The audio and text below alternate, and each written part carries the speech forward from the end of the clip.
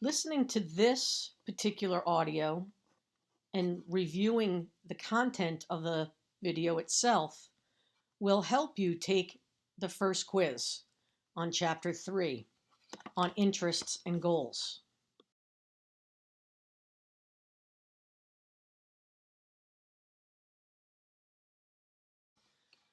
One of the important points in this chapter overall is that when we are in conflict, each conflict participant has an interest in achieving goals. Maybe not more than one goal, but sometimes 5 or 6 goals. So we have to consider that interest and goals are entwined in conflict. The 4 types of goals that people can pursue in conflict, and remember it's in conflict, are topic goals, relational goals, identity goals, and process goals. And interests of each conflict participant are at stake.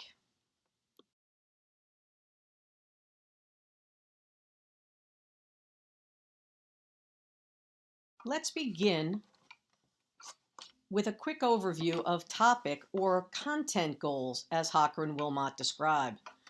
Ultimately, topic or content goals ask, what do we want? Usually these are objectifiable, meaning you can see them outside of yourself. They might change across contexts and situations. And one of the things you can do to identify whether or not you have a topic or content goal, or if your conflict participants do, is to ask, what did I want in that conflict with person X? That allows you to have a retrospective goal, which we will talk about later. Because we not only have these 4 types of goals that we can pursue, we also have goals going into the conflict, during the conflict, and after the conflict upon reflection.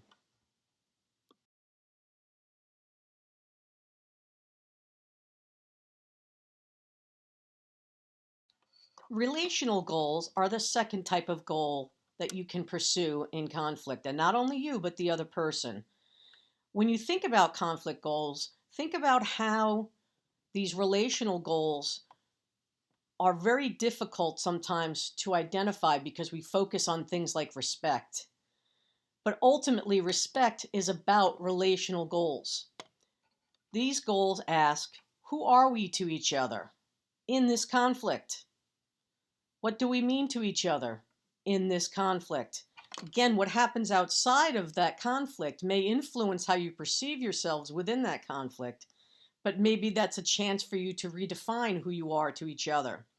So you might ask yourselves, how do I want to be treated? For example, maybe during a conflict you say, I want to be taken seriously. Maybe you felt like you haven't been taken seriously, so you want to let somebody else know. You're telling them how you want to be treated. You might also ask, what type of unit are we? What are we together? Sometimes you hear things like, I thought we were best friends, right? I thought you were nicer than that. I thought you really thought of me as family. So those are the kinds of statements you have to look for. This is why I say in your posts, it's so important to look back at what people are saying and doing specifically, because those words and actions or behaviors are indicative of what the goals or tactics and styles or power currencies are. Overall, ask yourself afterwards, this retrospectively, what did I want? So how did this goal appear in what I said or did in my last conflict with person X? Right? So when you reflect on your conflict, you begin to think about, well, what did I want going into a conflict? Prospective goals. Did my goals change during the conflict? Transactive goals. And afterwards, what did I really notice that I had a different goal that I was trying to pursue?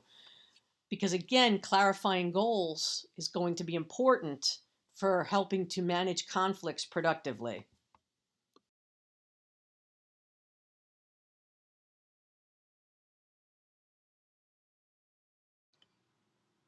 Of the 4 trip goals, identity or face-saving goals usually show up when things get a bit more intense. So if you think back to the 4 horsemen of the apocalypse, we are more likely to see people using their identity or face-saving goals.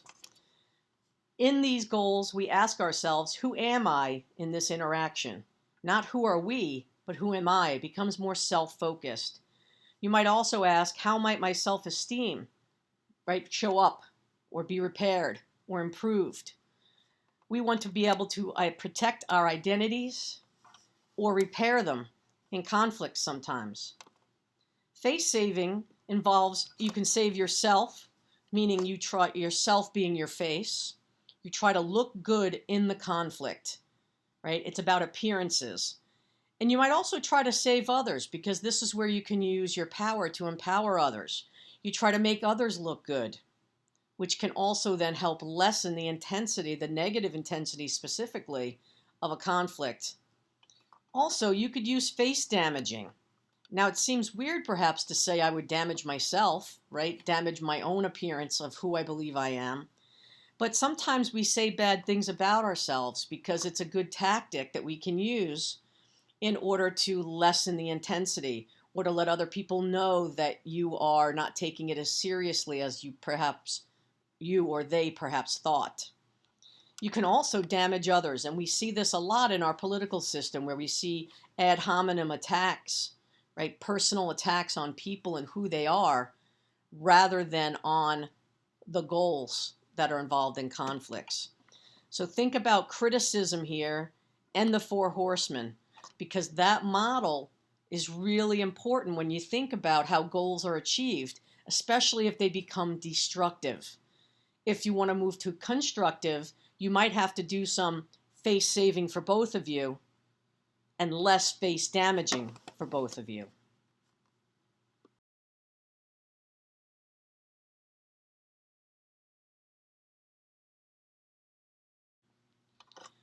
The fourth goal, process goals, in the TRIP formula asks, what communication process will be used? It's not as though we specifically say that out loud. Well, I think we should try using collaboration, or I think we should be more compromising, or I think we should try not yelling at each other. Sometimes it's really going to be underlying in how we approach things, and it's going to consist of how we attempt to confirm or deny other people's power currencies, in whether you see tactics that are shifting, and this will go back to chapter 5 or go forward to in this case. So how are we going to conduct this conflict? There are times when people say, you know what, instead of sitting here and yelling at each other, why don't we both sit down and write down what we really want to get out of this relationship?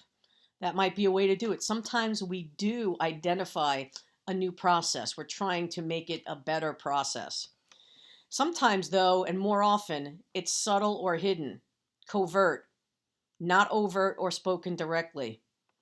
What should be allowed during conflict? You might see shifting styles. Again, all of the next 3 chapters, 3, 4, and 5, are ways in which you're going to see things overlap, and they each inform each other. And that provides you more depth of analysis.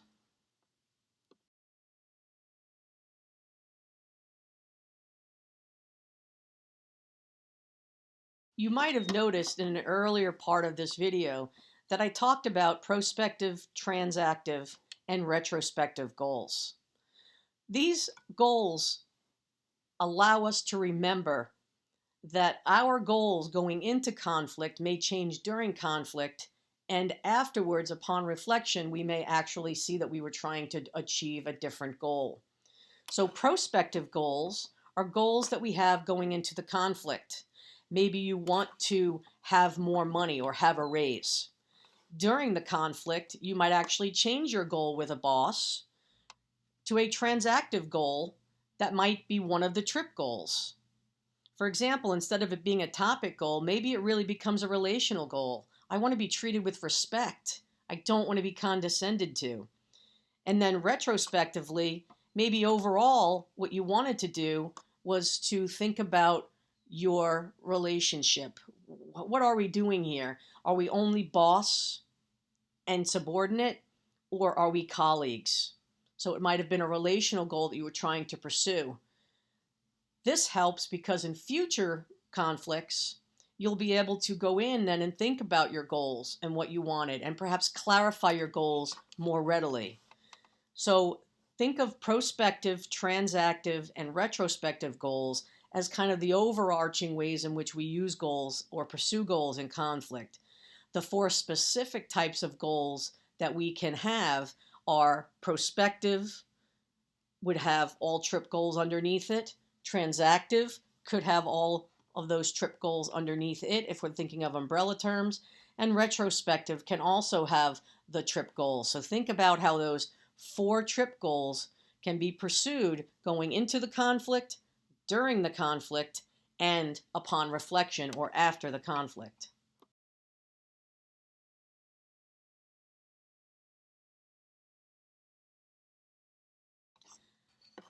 One of the points in talking about goals is to remember that goal clarity is essential, especially if we want to have productive conflict management. We want to move away from destructive to more constructive conflicts. And the clearer that we have knowledge of our goals and the goals of others will help us potentially move from destructive to constructive. Goal clarity looks at the solutions that can go unrecognized if you don't know what you want. So if you're not clear on what you really want, as in the example I gave a few minutes ago about how you might think you really want to raise, but what you really want is to have a certain kind of mutual relationship with your boss. That is different. If you know that going in, then how you approach it, what you say and what you do will influence how that conflict is progressing. Clear goals can be shared by both or all parties. Clear goals can also be altered or changed a bit easier. And clear goals are often reached, but unclear ones are not. That's why sometimes we leave a conflict and we don't feel like we had any resolution. Clear goals, goal clarity for all parties involved in conflict is essential.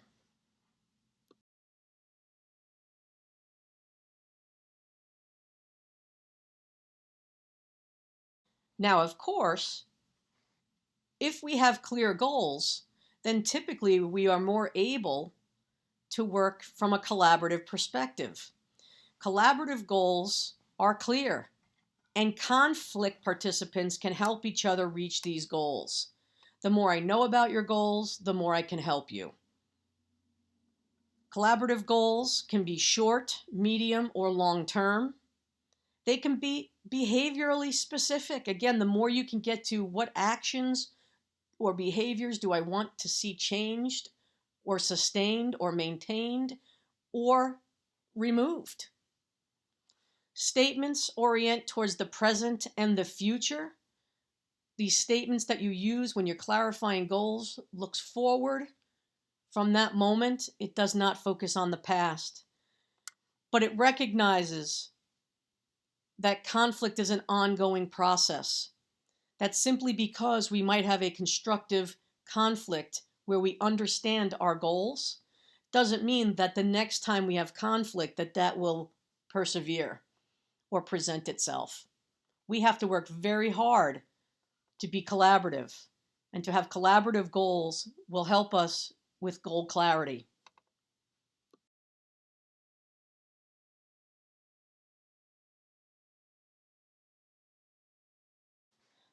So overall, I find that the best quote from that chapter, chapter 3, is this one: clarifying your goals, better estimating the other's goals, and working to build collaborative goals enhances productive conflict management.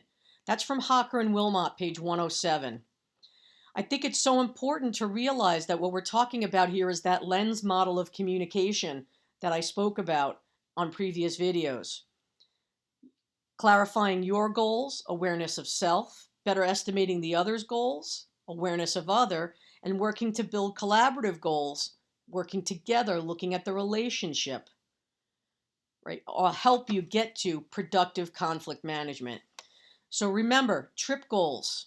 TRIP, topic, relational, identity, and process goals.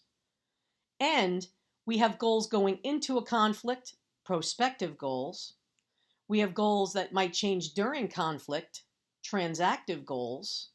And we might also look back upon a particular conflict situation and realize that we had a different goal that we were really trying to pursue. That's a retrospective goal. And each of those three goals, prospective, transactive, and retrospective, can consist of any of the TRIP goals. And many times, those goals might be overlapping because of how things are said or what a person is saying or doing at one time.